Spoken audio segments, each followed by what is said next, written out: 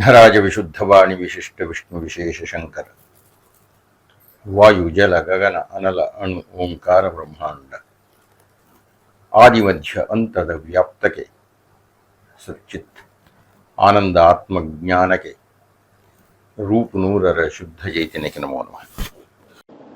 ಶ್ರೀ ಗುರುಭ್ಯೋ ನಮಃ. ನಮಸ್ಕಾರ ಗುರುಗಳೇ. ನನ್ನ ಹೆಸರು ರವಿಶಂಕರ್ ಅಂತ, ಮೈಸೂರಿಂದ ಮಾತಾಡ್ತಾ ಇರೋದು. ಈ ವ್ಯಕ್ತಿಯ ವರ್ಷದಲ್ಲಿ ಓನ ಮಾಸಿಕಗಳು ಅಂತಲೂ ಮಾಡ್ತಾರೆ. ರೆಗ್ಯುಲರಾಗಿ ಮಾಡುವಂಥ ಮಾಸಿಕ ತಿಂಗಳು ಮಾಡುವಂಥ ಮಾಸಿಕ ಜೊತೆಗೆ ಓನ ಮಾಸಿಕ ಅಂತಲೂ ಮಾಡ್ತಾರೆ. ಈ ಓನ ಮಾಸಿಕದ ವಿಶೇಷತೆ ಏನು? ಪ್ರತಿ ತಿಂಗಳು ಮಾಡುವಂಥ ಮಾಸಿಕಕ್ಕೂ ಮತ್ತು ಓನ ಮಾಸಿಕಕ್ಕೂ ಇರೋ ವಿಶೇಷತೆ ಡಿಫ್ರೆನ್ಸು ಏನು? ಮತ್ತು ಇನ್ನೊಂದೇನು ಅಂದರೆ, ಅದಕ್ಕೆ ಓನ ಮಾಸಿಕ ಮಾಡಬೇಕಾದ್ರೆ ಕೆಲವು ನಕ್ಷತ್ರಗಳು ಬೆಳ್ಜಾ ಇರುತ್ತೆ, ಕೆಲವು ದಿನಗಳು ಬೆಳ್ಜಾ ಇರುತ್ತೆ, ಮತ್ತು ಕೆಲವುದು ಕಂಡೀಷನ್ಗಳಿದೆ ಅಂತ ಹೇಳ್ತಾರೆ. ಅದು ಏನು ಅಂತ ದಯಮಾಡಿ ತಿಳಿಸ್ಕೊಡಿ. ಸನ್ಮಾನ್ಯ ರವಿಶಂಕರ್ ಅವರೇ ಹಾಗೂ ಆಸಕ್ತರಾಗಿರತಕ್ಕಂಥ ಬಹಳ ಮಂದಿಗೆ ನಮಸ್ಕಾರ. ರವಿಶಂಕರ್ ಅವರು ಕೇಳಿರತಕ್ಕಂಥ ಪ್ರಶ್ನೆ ಊನ ಮಾಸಿಕಗಳಿಗೆ ಸಂಬಂಧಪಟ್ಟಿದ್ದು. ಮಾಸಿಕಗಳಿಗೂ ಊನ ಮಾಸಿಕಗಳಿಗೂ ಇರತಕ್ಕಂಥ ವ್ಯತ್ಯಾಸ ಏನು ಅನ್ನುವುದು.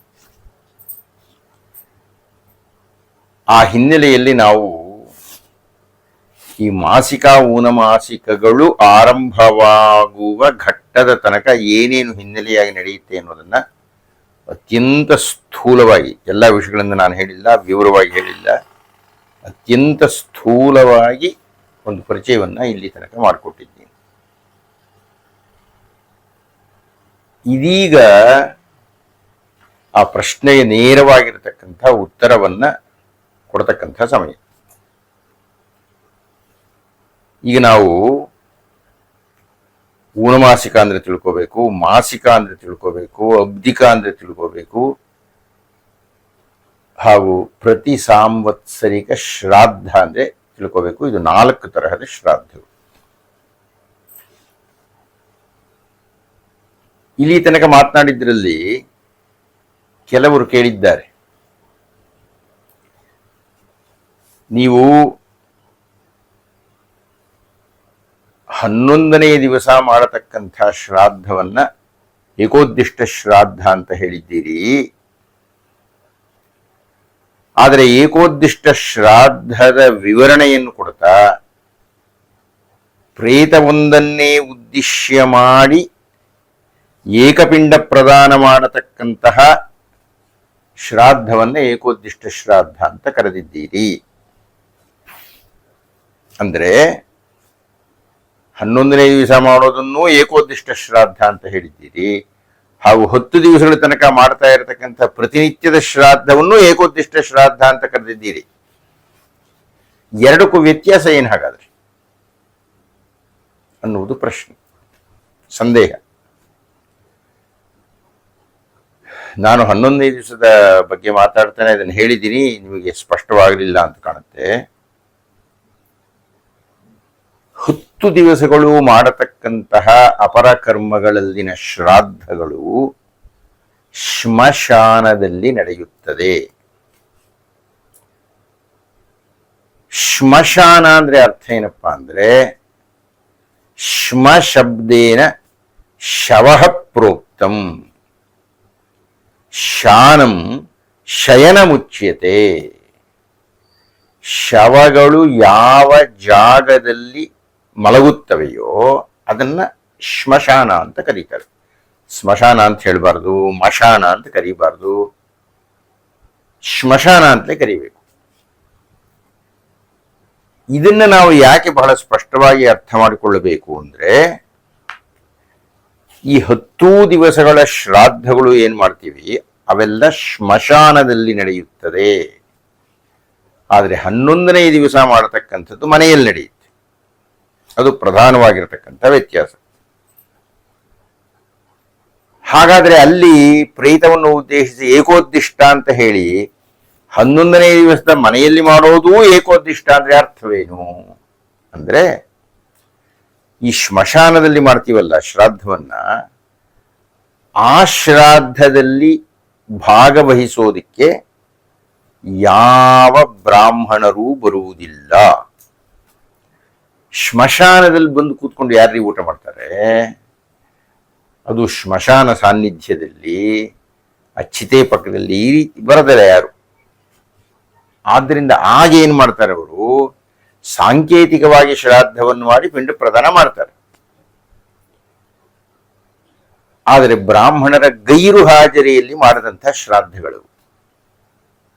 ಆದ್ದರಿಂದ ಆ 10 ದಿವಸಗಳು ಮತ್ತು 11ನೇ ದಿವಸ, ಈ 11 ದಿವಸಗಳನ್ನು ಸೇರಿ 11ನೆಯ ದಿವಸ ಮನೆಯಲ್ಲಿ 11 ಜನ ಋತ್ವಿಜರನ್ನು ಕರೆಸಿ ಶ್ರಾದ್ದವನ್ನು ಮಾಡ್ತಾರೆ. ಅಷ್ಟೂ ದಿವಸಗಳು ಮಾಡಿದ್ದನ್ನ ಮತ್ತೊಮ್ಮೆ ಮಾಡ್ತಾರೆ.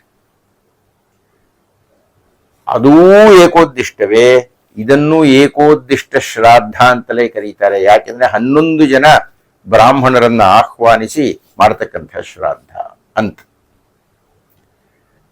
ಅಕಸ್ಮಾತ್ ಅಧ್ಯಯನಶೀಲರಿಗೆ ಇಂತಹ ಗೊಂದಲ ಆಗದಿರಲಿ ಅಂತ ಹೇಳಿ ಈ 11ನೇ ದಿವಸ ಮಾಡತಕ್ಕಂಥ ಏಕೋದ್ದಿಷ್ಟ ಶ್ರಾದ್ದವನ್ನ ಮಹಾ ಏಕೋದ್ದಿಷ್ಟ ಶ್ರಾದ್ದ, ಮಹೈಕೋದ್ದಿಷ್ಟ ಶ್ರಾದ್ದ ಅನ್ನುವ ಹೆಸರಿನಿಂದಲೂ ಕರೀತಾರೆ.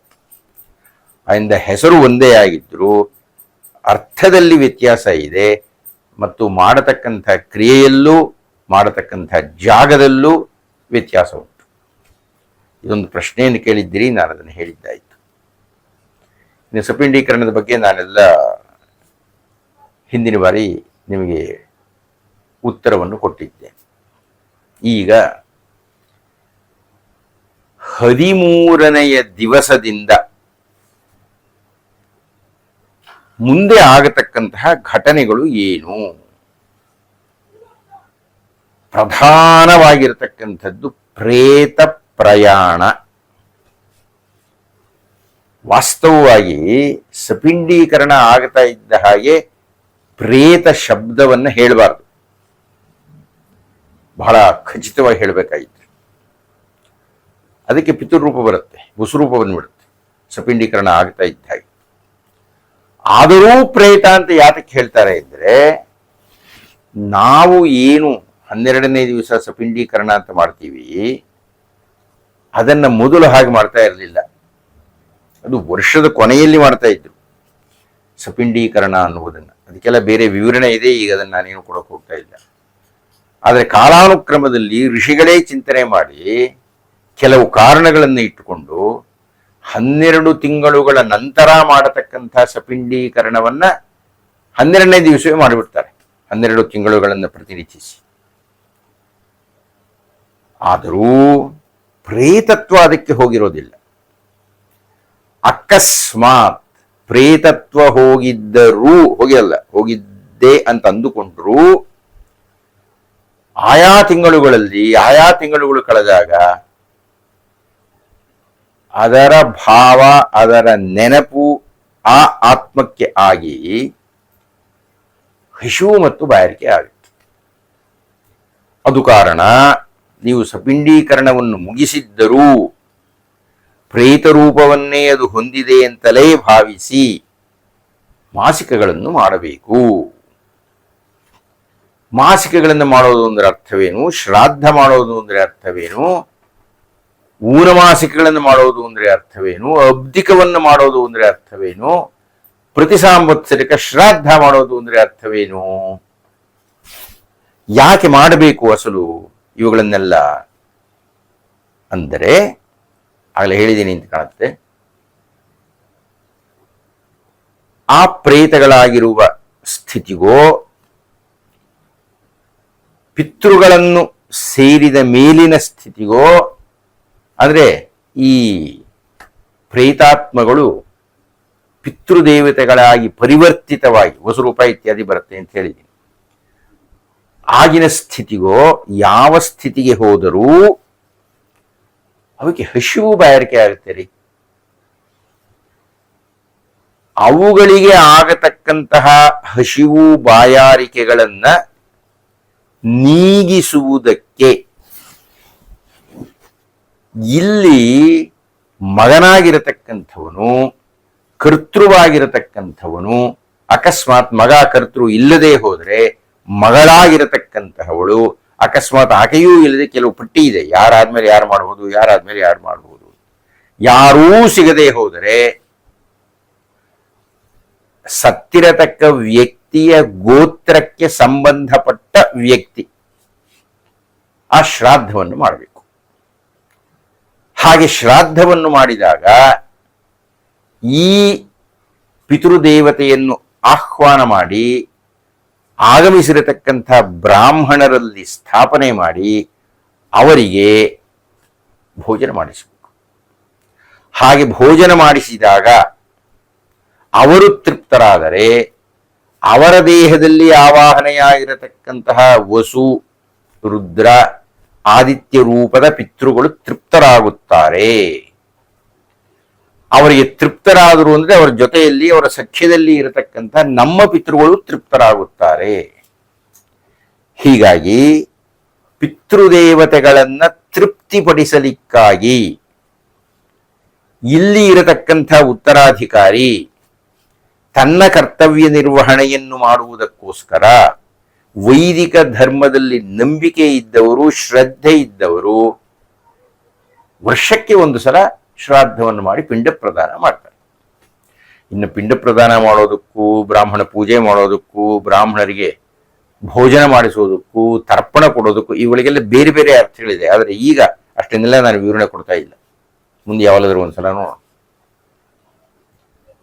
ಒಟ್ಟಿನಲ್ಲಿ ಊನಮಾಸಿಕ ಆಗಲಿ, ಮಾಸಿಕ ಆಗಲಿ, ಸಾಂವತ್ಸರಿಕ ಆಗಲಿ ಯಾವುದೇ ಶ್ರಾದ್ದವನ್ನು ಮಾಡಿದರೂ ಹಾಗೆ ಮಾಡುವುದಕ್ಕೆ ಕಾರಣ ಏನಪ್ಪಾ ಅಂದ್ರೆ ನಮ್ಮ ಪಿತೃದೇವತೆಗಳಿಗೆ ಹಸಿವು ಹಾಗೂ ಬಾಯಾರಿಕೆಗಳನ್ನ ನೀರಡಿಸುವ ಮೂಲಕ ಇಲ್ಲಿ ಅವರ ಉತ್ತರಾಧಿಕಾರಿಗಳು ಅವರನ್ನು ಆವಾಹನೆ ಮಾಡಿ ಯಾರಲ್ಲಿ ಅವರನ್ನು ಆವಾಹನೆ ಮಾಡಿರ್ತಾರೋ ಅಂತಹ ಬ್ರಾಹ್ಮಣರಿಗೆ ತೃಪ್ತಿಪಡಿಸುತ್ತಾರೆ. ಅದಕ್ಕಾಗಿ ನಾವು ಮಾಡಬೇಕು ಅಂತ. ಈ ಕಾರಣಗಳಿಂದಾಗಿ ನಾವು ಮಾಸಿಕಗಳನ್ನ, ಊನಮಾಸಿಕಗಳನ್ನ ಮಾಡ್ತೀವಿ. ಆಯ್ತು, ಈಗ ಮಾಸಿಕಗಳಿಗೂ ಊನಮಾಸಿಕಗಳಿಗೂ ಇರತಕ್ಕಂಥ ವ್ಯತ್ಯಾಸ ಏನು? ಈಗ ದಯವಿಟ್ಟು ಗಮನಿಸಿ. ಮಾಸಿಕ ಅಂದ್ರೆ ತಿಂಗಳು, ಮಾಸಕ್ಕೆ ಒಮ್ಮೆ ಮಾಡತಕ್ಕಂಥ ಶ್ರಾದ್ದ. ಊನಮಾಸಿಕ ಅಂದ್ರೆ ತಿಂಗಳು ಸ್ವಲ್ಪ ಕಡಿಮೆನಪ್ಪ, ಅಂದ್ರೆ 30 ದಿವಸ ಇದ್ರೆ 30 ದಿವಸಕ್ಕಿಂತ ಮುಂಚೆನೆ, ಅದು 15 ದಿವಸ ಆಗ್ಬೋದು, 45 ದಿವಸ ಆಗ್ಬೋದು, 2 ತಿಂಗಳಾದ್ರೆ ಅಂತೂ ತಿಂಗಳಿಗೆ ಮುಂಚೆಯೇ ಮಾಡತಕ್ಕಂಥದ್ದು ಊನಮಾಸಿಕ. 6 ತಿಂಗಳಿಗಿನ್ನ ಕಡಿಮೆ ಇದ್ದಾಗ ಮಾಡತಕ್ಕಂಥದ್ದು. 12 ತಿಂಗಳು ಏನೇನು ಮುಕ್ತಾಯ ಆಗ್ತಾ ಇದೆ ಅದಕ್ಕಿಂತ ಮುಂಚೆ ಮಾಡತಕ್ಕಂಥದ್ದು. ಹೀಗಾಗಿ ಊನಮಾಸಿಕ ಅಂದ್ರೆ ಮಾಸಿಕಗಳು ಅಂದರೆ ಪ್ರತಿ ತಿಂಗಳು ಮಾಡತಕ್ಕದ್ದು. 2-3 ಸಂದರ್ಭದಲ್ಲಿ ಆ ತಿಂಗಳಿಗೆ ಮುಂಚೆ ನಾವು ಊನಮಾಸಿಕ ಅನ್ನುವುದನ್ನು ಮಾಡ್ತೀವಿ. ಹಾಗಾದರೆ ಊನಮಾಸಿಕ ಅನ್ನುವುದನ್ನು ಯಾವಾಗ ಮಾಡ್ತೀವಿ, ಮಾಸಿಕಗಳನ್ನು ಯಾವಾಗ ಮಾಡ್ತೀವಿ ಅನ್ನುವುದು ಈಗ ನಾವು ತಿಳ್ಕೋಬೇಕು. ಅದರ ಮುಂದಿನ ಸಂಚಿಕೆಯಲ್ಲಿ ತಿಳ್ಕೊಳ್ಳೋಣವೇ. ನಮಸ್ಕಾರ. ಶ್ರೀ ಗುರುಭ್ಯೋ ನಮಃ. ನಮಸ್ಕಾರ ಗುರುಗಳೇ. ನನ್ನ ಹೆಸರು ರವಿಶಂಕರ್ ಅಂತ, ಮೈಸೂರಿಂದ ಮಾತಾಡ್ತಾ ಇರೋದು. ಈ ವ್ಯಕ್ತಿಯ ಸತ್ತವರ್ಷದಲ್ಲಿ ಊನ ಮಾಸಿಕಗಳು ಅಂತಲೂ ಮಾಡ್ತಾರೆ. ರೆಗ್ಯುಲರ್ ಆಗಿ ಮಾಡುವಂಥ ಮಾಸಿಕ, ತಿಂಗಳು ಮಾಡುವಂಥ ಮಾಸಿಕ ಜೊತೆಗೆ ಊನ ಮಾಸಿಕ ಅಂತಲೂ ಮಾಡ್ತಾರೆ. ಈ ಊನ ಮಾಸಿಕದ ವಿಶೇಷತೆ ಏನು? ಪ್ರತಿ ತಿಂಗಳು ಮಾಡುವಂಥ ಮಾಸಿಕಕ್ಕೂ ಮತ್ತು ಊನ ಮಾಸಿಕಕ್ಕೂ ಇರೋ ವಿಶೇಷತೆ, ಡಿಫ್ರೆನ್ಸು ಏನು? ಮತ್ತು ಇನ್ನೊಂದೇನು ಅಂದರೆ, ಅದಕ್ಕೆ ಊನ ಮಾಸಿಕ ಮಾಡಬೇಕಾದ್ರೆ ಕೆಲವು ನಕ್ಷತ್ರಗಳು ಬೆಳ್ಜ ಇರುತ್ತೆ, ಕೆಲವು ದಿನಗಳು ಬೆಳ್ಜ ಇರುತ್ತೆ, ಮತ್ತು ಕೆಲವುದು ಕಂಡೀಷನ್ಗಳಿದೆ ಅಂತ ಹೇಳ್ತಾರೆ. ಅದು ಏನು ಅಂತ ದಯಮಾಡಿ ತಿಳಿಸ್ಕೊಡಿ.